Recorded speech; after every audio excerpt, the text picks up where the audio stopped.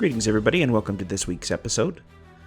There were approximately 70 Roman emperors during the reign of the Imperium, which lasted from the start of the empire in 27 BC to the eventual collapse of the Western Empire in 476 AD with the fall of the puppet emperor Romulus Augustulus, and substantially more if we include the Eastern Empire as well. Of course, this all depends on legitimacy. First off, the Romans did not call their leader emperor.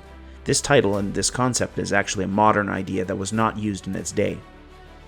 There are many titles that refer to the leader of the Roman Empire. Princeps or first citizen was one, but more often the name Augustus was used to define the senior leader, and Caesar was used to assign a junior emperor or his heir. This list is completely opinion-based. Many people will have different ordering of the rulers of the empire based on their personal favorites, and as such, these men could be shuffled about on this list depending on your own outlook on their reign and your personal feelings about them. Other emperors could also be placed on this list and have been excluded. But that being said, this is my personal opinion of the top 10 emperors in Roman history. Number 10, Tiberius. Tiberius was the son of Livia Drusilla, the wife of the first emperor Augustus Caesar. He was a great general of Rome even before he became emperor, massively expanding the empire and its reach during the reign of his stepfather, Augustus. He conquered Pannonia, Dalmatia, Raetia in the name of his adoptive father and his people. He was the definition of a reluctant ruler, a man who did not seek the power that was ultimately thrust upon him upon his ascension after the death of his stepfather. Often seen as dour, brooding, and dark, nevertheless, he left Rome much stronger than he found it, and substantially wealthier, even if he never wanted to rule. He is sadly overshadowed by many of his darker predilections, otherwise he would be ranked maybe much higher on this list. Number 9, Justinian. The Western Empire had fallen to the barbarian kingdoms in 476 AD with the deposition of the last puppet emperor of the West, Romulus Augustulus, or Little Augustus, by Aurelius. Justinian had a vision, one of a restored and reunited empire. He dedicated much of his reign to this effort through his great generals Belisarius and Narses. Capturing much of Italy and Rome itself during his reign, he oversaw the construction of Hagia Sophia, or the Church of the Holy Wisdom, in Constantinople, modern-day Istanbul, which still stands in all of its magnificence today. Unfortunately, the bubonic plague swept through his capital in the 540s AD, undoing much of his work during his reign. Rome would never again be reunited. Many consider Justinian to be the last Roman emperor. Number 8, Claudius. Legend has it that when Caligula was stabbed to death, Uncle Claudius hid behind a curtain in the imperial palace, fearing for his life. Imagine his surprise when the Praetorian guards found him and hailed him as emperor, even as he begged them for mercy. Claudius suffered from a limp and a partial deafness. He was treated very poorly by his family for many years since childhood. His difficulties, however, had saved his life during the mad reign of Caligula.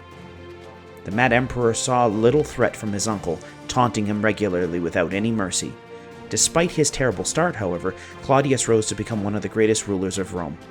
He was an excellent builder, a great administrator. Many new roads and canals hail from his reign. He even started the military conquest of Britain. He was involved, sitting in the courts and presiding over trials personally, directly managing his empire, and passing edicts and laws regularly. He did have a reputation for some cruelty, and sadly he was easily dominated by stronger personalities that surrounded him, including his wife, Agrippina the Younger, who allegedly had him murdered to seal her own son Nero's ascension. Number 7, Antoninus Pius. Antoninus ruled over Rome at the height of its power and prestige. His reign sat firmly in the middle of the Pax Romana of the 5 good emperors. Part of his ascension deal was to adopt the younger Marcus Aurelius. Hadrian had wished to see Marcus as emperor and thought through the aged Antoninus he had found a vessel which could be a placeholder emperor long enough for Marcus to succeed him. Nobody expected the older Antoninus to rule for 23 years, yet rule he did, until the age of 74 years old. He was the most peaceful of all Roman emperors, and there were no wars of conquest during his entire reign, or really any records of any major conflicts. He was a builder who promoted the arts and sciences, and he never once left Italy in his 23-year-long reign, which marked the zenith of Roman rule. He left the Roman treasury with a huge surplus upon his death. Number 6. Vespasian. After the death of Nero, the empire was sundered into a terrible civil war known as the Year of the Four Emperors. Vespasian was the final victor in this bloody battle royale, which saw the establishment of the Flavian dynasty, which would rule for 27 years. Nero had left the empire near bankruptcy, and Vespasian would struggle to bring it back from the brink, slowly restoring the Roman treasury. He ruled for 10 years, restoring order and stability to the empire. He was a no-nonsense soldier that preferred to remove his own boots at the end of the day and had no problems getting his hands dirty in the mundane tasks of life. It was he and his son Titus that would oversee the building of the great Roman Colosseum, which still stands in Rome today. He never saw it finished in his lifetime. He built many temples, baths, and public works to make the life of his people a happier one. He died of natural causes, the first emperor to do so since Tiberius. He left the empire to his son, who continued his just and honorable legacy. Number 5. Hadrian. Hadrian was the heir to one of the greatest emperors in Roman history. To say he had big boots to fill was an understatement. He was a prolific builder, constructing many temples throughout the empire. He had a considerable interest in Greek culture and philosophy, which he pursued with considerable zeal.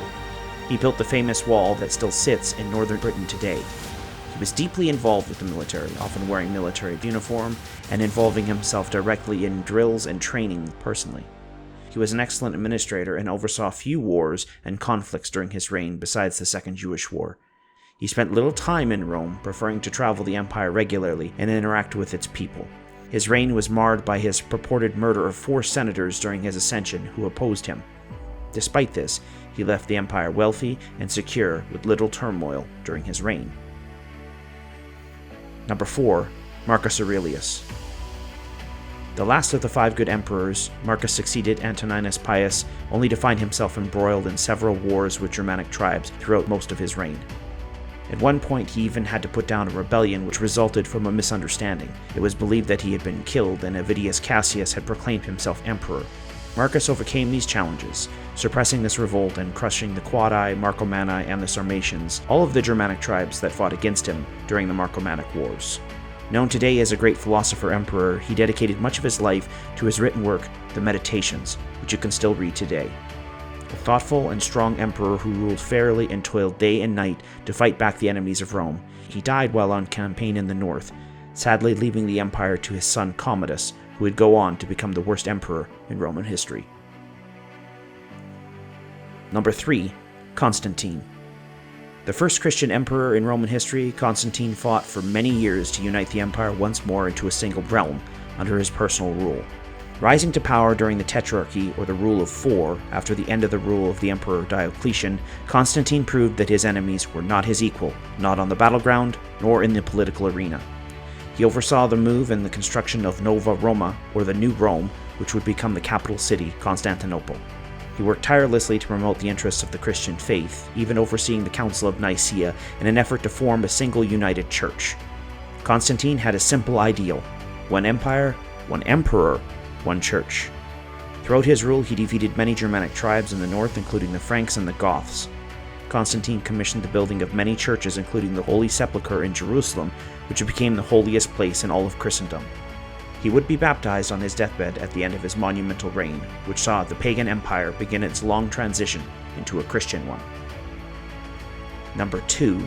Trajan. Marcus Opus Trajanus was the most successful conqueror of all the Roman emperors. During his reign, he personally oversaw the conquest of Dacia, Mesopotamia, and Parthia itself. He was a career soldier born in Spain from a Roman family who had migrated there. He was well respected by the Senate, the military, and the people of Rome. He oversaw Rome at its greatest extent. Whenever you look at a map of Rome that says greatest extent, that was Trajan. Truly a remarkable leader who never stopped working to improve the lives of his people. Named Optimus Princeps, or the best ruler by the Senate of Rome, he showed the great body deference, even asking permission to fight wars against the enemies of Rome. He instituted many building projects, welfare programs, and was seen by many as a true philanthropist. After his death, future emperors would know the saying, "Be luckier than Augustus, and better than Trajan." He died while on campaign in Parthia, overseeing the destruction of Rome's greatest rival. Number 1. Augustus Caesar. The clear and obvious winner of greatest emperor must be the man who started it all. Gaius Octavius was born the great-nephew of Gaius Julius Caesar. He would not just meet the famous reputation of his adopted father, but he would surpass him in many ways. After his final victory against Mark Antony and Cleopatra at Actium, yes, that Cleopatra, he went on to form the Julio-Claudian dynasty and would rule for 41 years, the longest in Roman history. He would establish the Principate, becoming princeps or first citizen. He established a well-laid fictional compromise with the Senate in a lopsided power-sharing agreement that left him in personal command of all of the legions of Rome. He expanded the empire in nearly all directions while overhauling the tax system. He rebuilt much of Rome, claiming, "Behold, I found Rome of clay, and leave her to you, marble."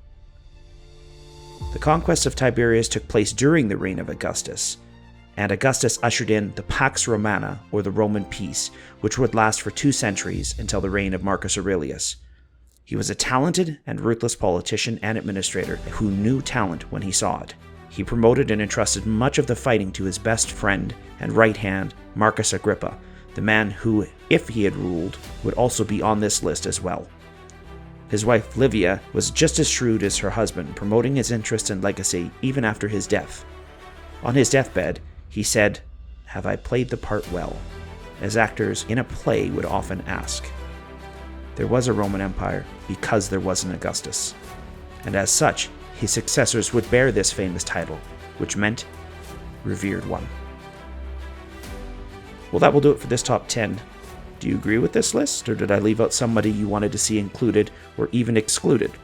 If so, please comment below. I would very much like to hear other opinions on who you would have had on the list. Just remember, this list can be sorted based on personal taste and preference. Please list your own top 10 below if you feel so inclined. Also, please smash that sub button and notification icon so you can be kept in the loop on any future top 10s and any of my other videos. Thanks for watching.